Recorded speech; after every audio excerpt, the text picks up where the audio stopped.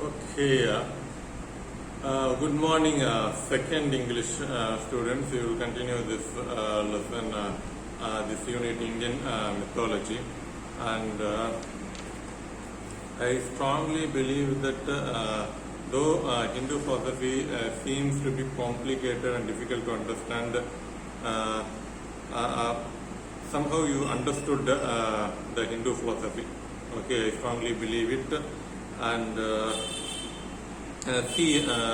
the first chapter is going to be the important chapter, and let me explain in detail. But actually, there are various tables, more than 10 tables are given in the first chapter, and I need more time. The tables are important, and even the stories are also important. I need more time to explain. But for already actually 4 weeks, I decided to allot 4 weeks to discuss this book. This is not a novel, okay? So maybe in 3 or 4 classes we will complete. It's not a novel. Even the previous semester also, what type of questions are asked that we do not know. First time we are going to face, maybe online or offline, that we do not know. Let me take 4 weeks to complete this book. That's what I decided, and I believed that all irrespective of the religions that you are, whatever the religions you may follow, the main philosophy, the main ideas of Hinduism that all of us should know. Even though I am atheist, it doesn't matter. What is there in Hinduism? What is real Hinduism? Okay, for sake of their own selfishness, Brahmanism said Brahmins made that this is what Hinduism, but this is actually a sub-religion of Hinduism. Okay, what is real Hinduism, that we have to know, and whether you follow it or not, that is up to your wish. But since it is prescribed in our syllabus, as well as the general idea we have to know about Hinduism.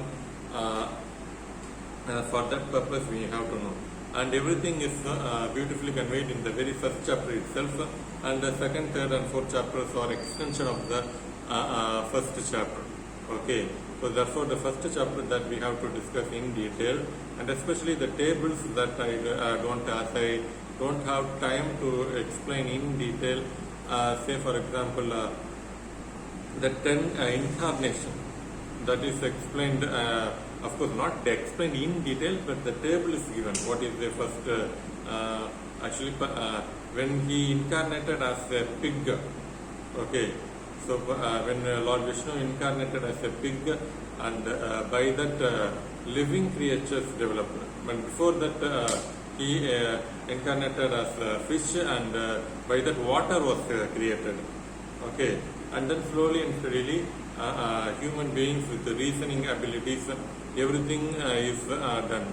Okay, so to explain each incarnation, lots of time is necessary, but you have a look with the table.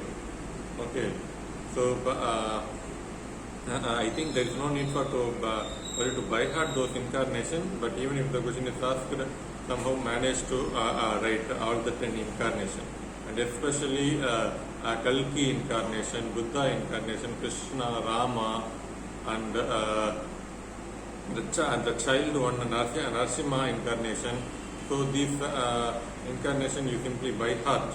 Okay, so for Rama and Krishna and Buddha and Kalki, the present one, and before that we have Narasimha.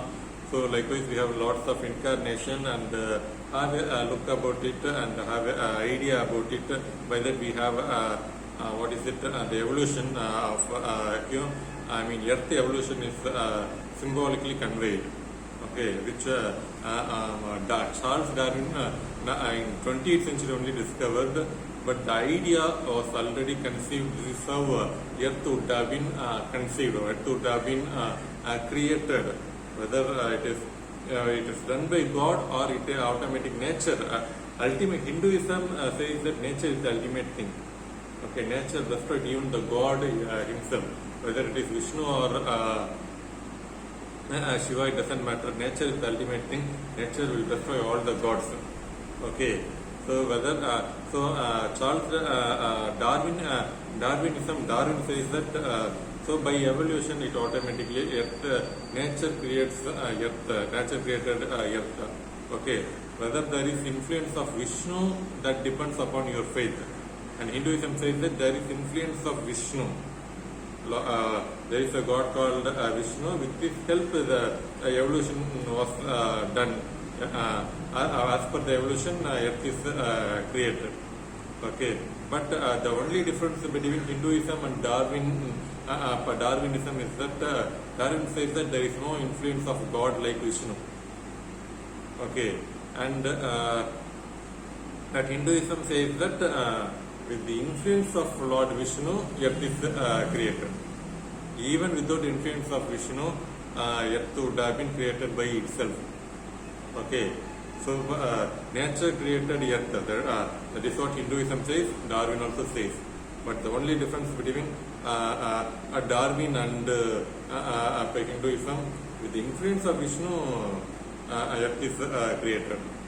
Okay, so that's the difference. Though it is not given in the book, for the sake of your understanding, I mean the main idea is that today Europeans are saying this. This is given in the book itself. Today, the word David Patanik uses the word today. Today, Europeans are saying about these things, but it is already said in before 5,000 years ago. Okay, this is the main point. Okay, how this is this book proves that how it is. We already had this idea. Okay, so so kindly have a look at the table and understand the table carefully. Of course, there is no need to by heart those table, and as you listen to the lectures, that itself is enough. But definitely, you should have a look at the table and the stories. Actually, I skipped the stories. Last year, I read out the stories and explained in detail. But okay, it doesn't matter. I mean, let me tell you the story given in the book. I actually searched many times in the book, but definitely this story is there. I mean, the story is simple. All of us know the story. Okay, that is when at the before. I mean, at the Kurukshetra war, all of a sudden Arjuna. One of the Pandavas, Arjuna says to Krishna, no, they are my relatives, they are my own cousins. I should not wage war against them. I don't like to fight with them. Let me leave the war field. And then Krishna freezes everyone, freezes the whole universe, and then he advises Arjuna that do your duty and leave the results to the Almighty. I am Arjuna and I am Duryodhana and I kill myself. You don't. There is no need for you to take the responsibility.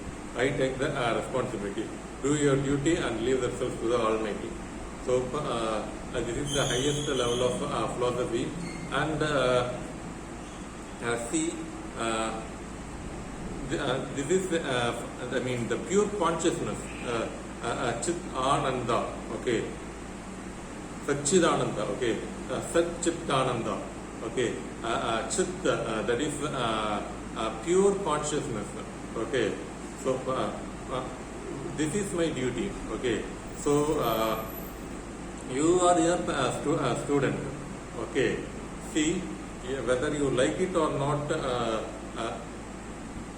Say for example, one of you, if I ask you, I think all of you, at least more than 45, I think I asked the question whether willingly you join the course or willingly you join this college or not, and you said most of you do not like this course and we are forced to join the course. Okay, so see, when let's say you should have protested against your parents. If you had the pure consciousness, okay, what do I like? What are all my talents? What are all my attitude? What do I want? if you are clear with your thoughts, that is, if you had a pure consciousness, then you wouldn't, however your parents would have forced you, you would have protested against them, and not only protested, you would have convinced your parents. If you have the pure consciousness, you know what are all your likings and what are all your dislikings and what are all your aptitude and attitude. You would if your parents force you to do this, no, this is what I like, this is what me, this is what are all my likings, and this is what my talent is. I have urge to do this. Okay, so therefore you should not force me, and you would have convinced your parents also if you had pure consciousness. Okay, so since you are teenager and you do not have pure consciousness, and now whether you like it or not, you have to listen to the online, especially my video lecture. I say, so Prasad has said this. At this particular time, I should take my cell phone and listen to his video lecture, and I have to follow his instruction, whether you like it or not. If you don't like it, you should have said this when you had completed +2 itself. No, I don't like this course. I don't want to be a teacher. I don't want to join this college. Okay, at that time you did not have a pure consciousness. Okay, so if you want a pure consciousness, okay, let me leave my likings and dislikings. This is what I should do. Okay, and I will do it with pure consciousness. Okay, I am forced to do it. I don't have choice for something. Let me write and take photo and let me give it academic in sayradhu. Idhaan kadama. This is my duty. Okay, academic in sayumbodhu, then you don't have pure consciousness, and if you don't have pure consciousness, then it is impossible to get moksha.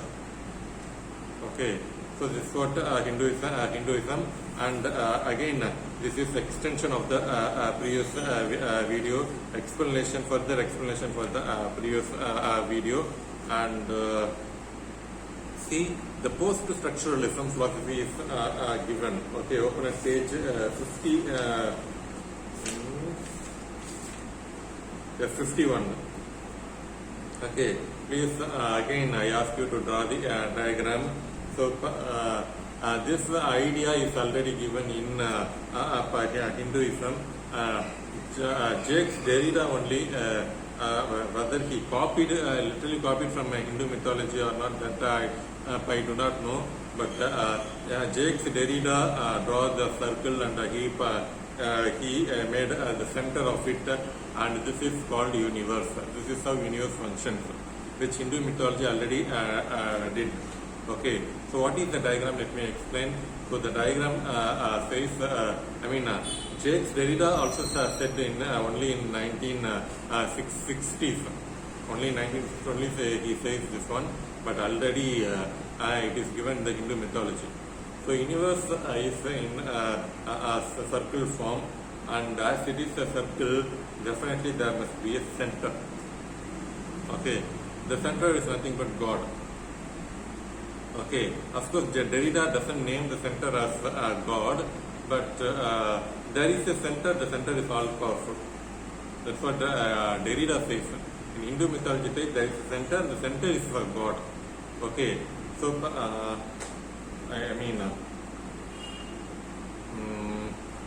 it's okay. It doesn't matter. Say for example, this is a ball. Okay, so there is a center in the ball. There is a center, which the center I am unable to see. None of us are unable to see. See, this is a ball. This is round in shape. Okay, so the center should be around this. Need not always be so. The center could be here also. Okay, if you say for example in the blue color, in the center of the blue color, if I go straight, I can reach the center of the ball. There is a center of this ball. Okay, how to reach the center? Okay, this is blue color. In the center of the blue color, and then if I go straight inside the ball, then I can reach the center of this ball. Okay, not always be. Yeah, through orange also I can reach center of this ball. Okay, so reaching the center is the main thing, and see the ball is circling, but the center of the ball will not rotate. It cannot rotate. The center of the universe cannot rotate. The center of this earth cannot rotate. It stands simply. Okay, so the ball is rotating itself only because the center cannot move. Okay, there is a cycle. Okay, if you ride a bicycle, there are two wheels. In that wheel, in those wheels, the center cannot rotate. Only the wheel is circling. As the wheel is circling, we are able to move from one place to another. If you take car, or if you take bike, or if you take a bicycle, the center of the wheel cannot move.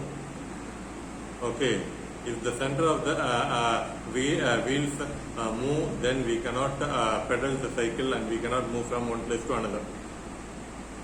Okay, so this is the philosophy.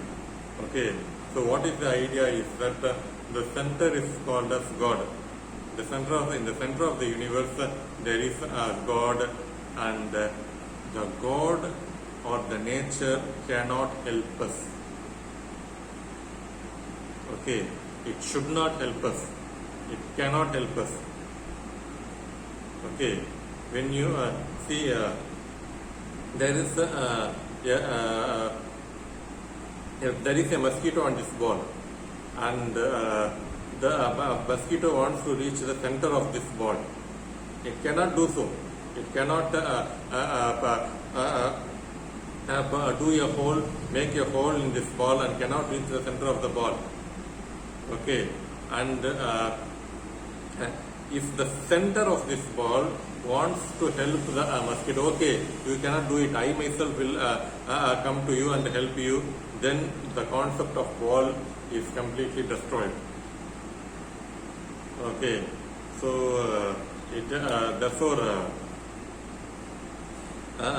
God cannot help us, God should not help us, God will protect me. This is wrong attitude. Okay, especially Hindus, God is protecting us, God will save me. You have to save yourself. Okay, that's what Derrida also says. If there is God, God cannot help us, God should not help us. We have to understand this philosophy. This is called as post-structuralism, and he scientifically proved it. Okay, so and definitely this philosophy is against Christianity. Okay, so God should not help us. This philosophy is against Christianity. Christianity strongly believes that God will help us. God always helps us. Everything is done because God is helping us. Okay, but that is not the reality. Post-structuralism and scientists also say that even if scientifically prove that there is a God, God cannot help us, God must not help us. Okay, so when moksha is moving towards this center. Okay, so God will not help us, but we will have the experience of attaining God when we attain moksha. Whether we really have the moksha or not, it doesn't matter. Definitely we will have the experience of attaining moksha when we follow dharma. I mean, that is such chitta ananda. Okay, so the center is revolving, and we have to move on. Okay, so again, let's say the experience. Okay, say for example the experience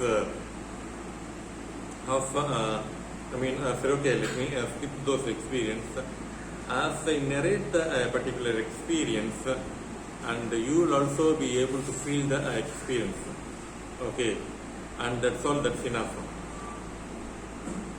Okay, say for example, I visited Taj Mahal. Okay, and I say that Taj Mahal is not that beautiful. This is my experience. Okay, so it is a simple building, but everything is marble. Again, I think I told you. Okay, just imagine that this house is made up of marble. Okay, everything is white. Okay, when you see back, this is an ordinary wall. This is ordinary wall made of bricks. But how can I imagine that this wall is made up of a marble? Okay, for that we should have pure consciousness, and for that purpose only they do meditation and yagna and all the rituals. Just imagine. Again, it's not like imagination; it is a kind of experience, and that experience is called as eternal bliss, and that experience is called as attaining moksha. Okay, we all should attain moksha. Okay, see, because of so okay, please say this important point. Because of birth only we have suffering, and if we stop birth, then people have scope for attaining moksha. Okay, so Brahma is continuously creating living creatures, all kinds of living creatures. Okay, and therefore people are suffering. In order to stop the suffering of people, Lord Shiva is destroying all the creatures. Okay, let them not suffer. For that purpose only, Shiva is destroying everything. And Vishnu is trying to help. He is preserving the living creatures, and he helps to attain moksha. Shiva also, by destroying living creatures, he helps humans to attain moksha. And Vishnu, by preserving living creatures, he helps to attain moksha. Okay, so apparently, okay, this is important point. Apparently, both seems to be enemy. Vishnu and Shiva seems to be enemy, but both are same. Okay, apparently they seems to be enemy, but both are actually same, and we should worship both. Okay, we should worship both Vishnu and Shiva, but the style, their nature is completely different. Completely, not only different, completely opposite. Okay, so at page 53 there is a table and comparing Shiva and Vishnu.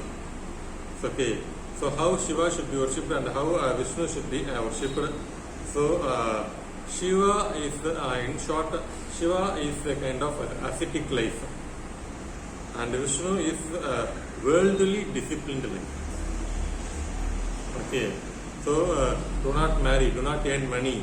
So this is the concept of Shiva. But okay, earn money, but with discipline. Earn money, focus on earning money and enjoy money, but in a honest way you earn money.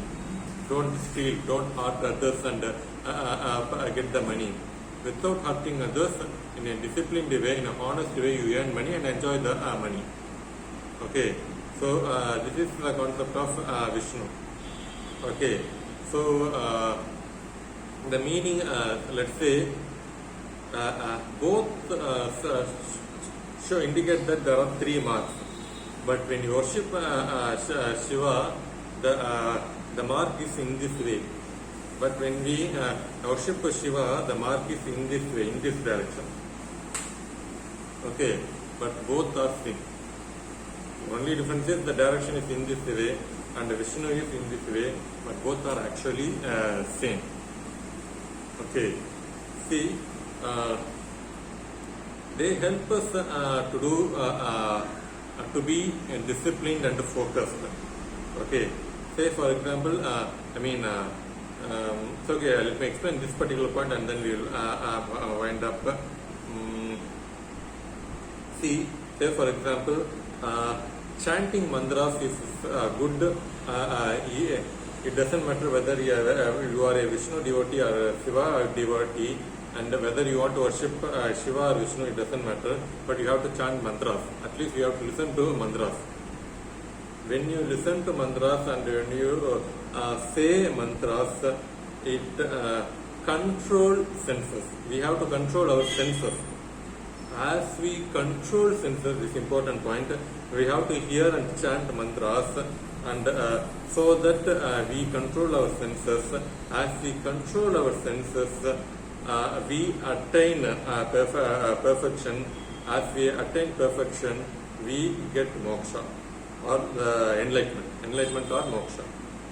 So therefore, chanting mantras and listening to mantras is important because it helps us to control senses.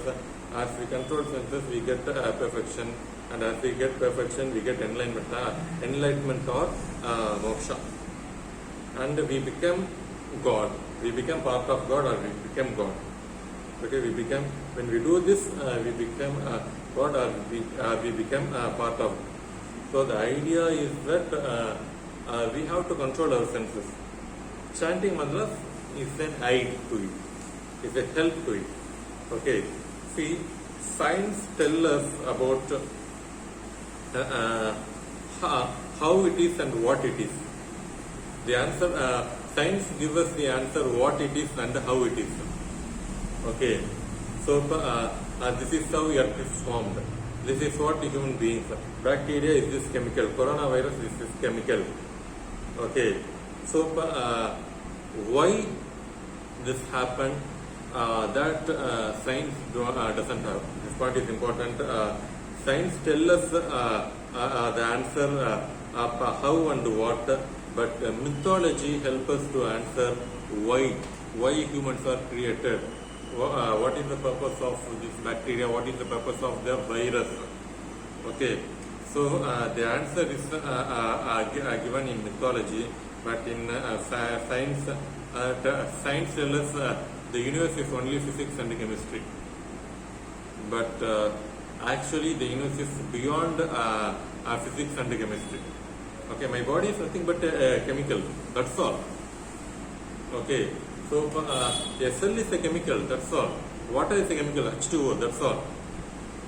Okay. So, interstellar universe, fourth dimension, everything is physics, that's all.